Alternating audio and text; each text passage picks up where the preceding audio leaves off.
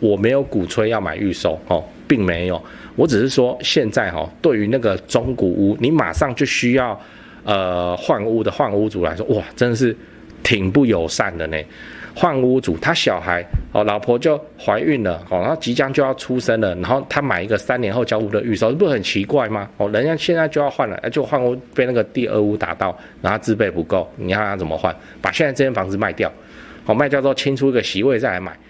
不是很那个？那要卖掉又要跟人家搞售后回租，然后要怎样，整个麻烦所以以交易的主力来说。现在确实是预售友善很多然后预售也仗着这一点，他就给你卖个未来价，然后在那边下个礼拜每平涨2万，真的是。不过我还是先把那个中古买满再说。先说结论因为现在有囤房税然后再加上很多新成屋的房子，其实都是带有缺点的，所以当然会卖的比较便宜。嗨，我是买房阿元，订阅买房阿元。我先祝你老了有房也有钱。我们在上一支影片聊了该买小换大还是一次到位？如果你还没看的话，可以看一下。那今天我想跟你讨论，为什么预售屋比新成屋还要贵那么多今天我就来聊一个我观众的抱怨。他说他买了预售屋之后就被家里的长辈念说，隔壁新成屋才多少钱，为什么你要买预售，贵那么多，什么一定是被代销骗的人家喊你一声哥哥，那你就小头控制大头，好没有啊？这个我自己加的。好，那我们来讲为什么现在预售屋就可以贵成这样如果你有去逛预售的话你一定会有一种荒诞感，有没有？就是现在预售屋怎么那么贵，怎么那么夸张？这不只是比新成屋还贵还搞那个阶梯式的涨价同一个建案他一开始卖50万卖到一定数量之后，他就跟你说下个礼拜要涨2万下个礼拜要涨4万就是这样，52、54、56然后就到60了，真的很夸张。然后再加上现在又不可以转让，可以转让就2等亲啦，那就等于你不能卖外人嘛那就变成这样，就变成预售屋的买方要怎样？越早买越好，越晚买只会越贵。这个贵是没有道理的贵，就建商就跟你说下个礼拜要涨2万，你要不要赶快买？就这样。那很容易会发生什么事？一时脑冲就下错判断所以你要知道为什么现在预售会这么贵除了我们刚才讲的那个建商硬是拉价的技法以外不是要把这个东西拿出来编吗？什么原物料涨价、碳税什么有没的跟人工都比以前还要贵，当然是比以前还要贵。但是有贵成这样吗？有贵到下个礼拜每平涨2万吗？就没有嘛，对不对？所以预售屋比新成屋还贵现在就是长这样这就是市场的现况。你说这正不正常？我也认为这不正常但是就是这样，因为没有什么可以阻止建商这样子往上拉嘛没办法，谁叫你想要新房子就是这样。那我们认真说现在新成屋会比预售屋便宜，是因为政府有在推那个囤房税先简单讲一下，囤房税其实是真的受灾大户也不是那种囤4户、5户、10户的受灾大户是建商为什么？因为他手上他一盖好房子的时候，100-200户、200-300户呢，那个囤房税不是一定中，对啊。然后1年内税率2%，第2年2.4最高会变成4.8，全国归户。他一个案子就给他全国就是4.8啦然后新房子的那个房屋税很贵那变成说建商不能再搞以前的那种反正以前就是怎样，以前就是这个案子盖出来5年可令就好了，你可以慢慢卖5年可令就好了那现在因为囤房税这个囤好几百户就会痛嘛所以才会变成说建商现在急着去找网美 KOL 去团购预售，不然你自己看盖成屋明显比较价格到时候更高，他干嘛卖预售就是囤房税搞的变成说算了，现在他们就先锚定起来，不要搞到最后成屋之后销售状况不好，然后一拖就被那个囤房税拖死这样。所以你是建商的话你还是要想办法赶快把它卖掉那这也是为什么他们现在都会拼命在预售阶段就会尽量去把房子卖完的原因。这真的很违和你也知道成屋3年后的成屋价格比较高，你为什么要卖预售反正现在不能转约嘛，所以那个会丢案子出来那边扯你后腿的人就消失了嘛。然后你又怕囤房税，最好是这个案子一落成，实照一拿到啊，就没有什么囤房税问题啊，那 OK 啊。那个剩下来的要是他有留几户来卖要么就是天价，要么就是人家不要的广告户什么4楼啦，中继水箱旁边啦，车道正上方啦那这种本来价格就往下压的房子有可能会被流到成屋以后啊，他就是慢慢看要怎么处理。如果你看到的是什么完美景观格局方正你才要担心为什么这些卖不掉，因为不合理啊，这应该是预售的时候就被人家吃掉的东西除非建商硬流到成屋来卖一个超级天价，买中古屋还是比较划算买中古屋还是比较划算。你看我频道那么久了，你应该也知道我就是中古屋这个流派的嘛为什么？因为中古屋就 CP 值很高，相较于预售 CP 值很高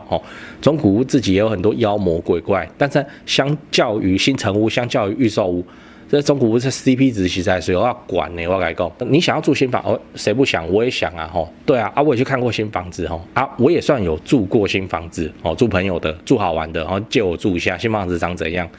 就还好。你那新房子一落成之后大家都在装潢啊，他们敲来敲去，我他妈舒服在哪里好，那反正我是有看过这个物件，就是投资客买了以后就放着放了好几年我们去看的时候那个就是人家讲说新古屋啦它是中古屋没有错，可是它没有人住过那个大门的胶膜都还没撕，那个厨具的那个胶膜也都还没撕，价格又明显的比预售还要便宜其实这种东西蛮好的，你不觉得吗那我其实还是很建议你没有在追求新房子，然后头期又有够的话，可以多看中古中古的世界真的很大，各式各样都有。你今天是要自产嘛，你又不是自己住的。如果你自己住，你有那个洁癖，就是想要住新房子，好啊，那你自住，你去选新的。那你今天要自产你要出租的，选中古 CP 值考量，这不是很合理的事情？怎么连自产还在买新房子？对啊，就有点奇怪戴爱玲不是有唱过吗有一首歌什么爱要耐心等待，仔细寻找。对啊，只要你愿意等你想要的中古屋其实都找得到CP 值很高。有跟我赖过的应该知道，我常讲这句话，就是反正天塌下来了，有预售顶着，我们中古在旁边蹭嘛，就是这样。现在中古屋就是这个我会员影片来讲中古屋的那个的补涨是怎么一回事。好，讲完了。我们今天讲为什么预售屋比新成屋还要贵那我先跟你分享了一个观众的例子，他买了一间预售屋以后就被长辈嫌说，你这个预售怎么买的比马上可以住的新成屋还要贵那长辈就嫌他当盘子这样，但事实上是因为建商现在操作就是这样，而且政府正在推这个囤房税会迫使建商快速卖掉新成屋。那另外剩下来的新成屋要么就广告户，要么就天价那我的建议是，如果你是想要住新房子那你就去选但如果你是要自产的话，你就应该理当你的剧本里面就应该要出现中古屋才对为什么你就要自产，就是投报率 CP 值的考量嘛就是这样中古屋的价格、中古屋的 CP 值、中古屋的投报率一定都是比新成屋、比预售屋还要香很多的啦那最后我想问你有听过预售屋跟新成屋然后差很多钱的例子吗？欢迎留言跟大家分享对，我先告诉你3个东西第一，我的付费会员频道1个月月付250这个欢迎加入直接抄我做的房地产作业就好了，这不香吗你自己去看会员影片的封面，讲的议题都比平常的影片猛上好几节那会员的问题我也会认真回答不是会员我就简单回答，这拍谁这没办法，这个问题实在太多了。好啦，第二个自产高雄买房阿元观众专用赖，这个是我长期配合的房仲店台湾房屋美术之星店，这个不赘述了，以前的片尾都讲过，反正已经有超过2000位观众加他们也超过50几位观众跟他们买高雄低总价自产的房子你也可以加他们他们会不定期的 po 自产用的房子好，那他们的赖 ID 是小老鼠勾勾勾勾勾5个勾小老鼠勾勾勾勾第三个自产台北新北买房阿元观众专用赖，刚刚讲高雄的嘛现在台北新北的专用赖如果你是钟情于台北市、新北市房地产的朋友，那你就加这个赖这个是我台北市房地产的前辈，当然啦，台北市的本金门槛就很高你自备要超过500万，这个就是常态那你就自己加入以后跟助理去描述你的需求吧他的赖 ID 是小老鼠掰台北BUYTAIPEI 小老鼠买台北这样讲八卦讲八卦现在就是啊，这个应该不算秘密哈。现在你不觉得吗？现在炒房根本就是建商的标准售后服务，对不对？这是建商 SOP， 它就是我跟你讲，你买预售的人基本上你真的是不太需要怕赔钱，你知道？为什么？因为那个建商让他买预售的客人赔钱，他以后案子不用推，他以后案子怎么推都推不动，所以才会出现了那个什么封盘，然后跟你说下个礼拜一坪涨1万，一坪涨2万这件事情，还要干嘛？他卖的不好，他还要涨，为什么？因为他要去顾前面那一批人，就变成是，我也是听到人家在讲，叫做炒房是建商的标准售后服务，那当然就会有一堆人上车，就是这样嘛。建商的涨价其来有自吗？其实并没有，他就是说涨就涨了，对不对？为什么？政府神助攻，神助攻。这个现在房地产在热的时候，手上有房子的人讲话大声，不是买方大声是屋主大声那最多的屋主就是那个建商嘛，他爱拉他就拉了呢，对不对？然后现在的政策你不觉得都有点倾向要把人家赶到预售那里去吗？我说的是倾向，我不是说政府就是这样啊，不要乱扣帽子像现在你买中古，第一户贷款8成，那第二户贷款你就只剩6成，你要自备4成，然后新青安又不能出租，然后现在又发生银行房贷的水位变满，有的人都对保了，然后说不拨款，赶快去找下一间银行。这些奇形怪状的事情都发生在中古市场，预售市场就是把问题往后抛，水位快满了没关系，我预售3年之后才要对保，那3年之后水位应该不知道，那就是3年之后的水位嘛，对不对？然后第二户现贷没差，我的是预售，又还没有要交屋，又还没有要对保，所以就变成说现在